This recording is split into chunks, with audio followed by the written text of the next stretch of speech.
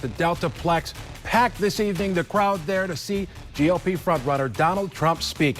Thousands were at the arena and thousands more watched it live as we streamed it on woodtv.com. And tonight, we've got you covered from all angles. Heather Walker is talking with the protesters who were out there. She's got reaction from supporters as well, but we'll start with 24-hour News 8's political reporter Rick Albin, who is in studio with analysis of this speech. Rick. Well, let's start by this big event. It was really big in Walker tonight. Biggest rally for a presidential candidate in our area since then Senator Barack Obama was at the Van Andel Arena back in 2008. Trump said this was the biggest event ever held there at the DeltaPlex. He was brash, he was loud, he was mocking, and all of the things that we have come to expect from him. He was also very determined to talk about national security and ISIS and illegal immigration. And the idea of building that wall along the southern border was one that brought a loud cheer from the audience, and one of the themes that he's talked about as a frontrunner for nearly 6 months.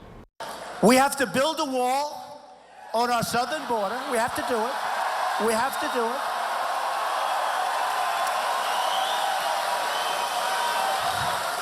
And it's going to be a great wall. It's going to be a real wall. Nobody's coming over that wall, folks. Nobody. It's going to be way, way up there. It's going to be a Trump wall. I always say, I've got to make it great, and I've got to even make it beautiful, because someday they will honor me by calling it the Trump wall. It would be so great if we could get Russia on our side and other countries on our side and knock the hell out of ISIS and knock them, right? So Hillary's going to get beaten, but I haven't started with Hillary yet. What happened to her? I'm watching the debate and she disappeared. Where did she go? Where did she go? I thought she quit. I thought she gave up. Where did she go? Where did Hillary go?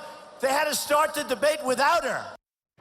There were a few hecklers, but Trump dealt with them from the stage. Security dealt with them on the floor. There were 1,000 more people who showed up in the rain and stayed to hear the man that many may support for president. Trump's campaign and rhetoric has obviously struck a chord with a lot of people, many that may not have been involved in the political process for a long time, maybe ever. He gets earned media like nobody else while constantly taunting those of us in the media. He has great national numbers, some pretty good numbers in early primary or caucus states. What he doesn't have here in Michigan is a ground game. His first staff hire was today. That's pretty late to get organized for that big March primary. That lack of organization showed kind of behind the scenes too. Lots of last minute changes that created some chaos, and those hecklers.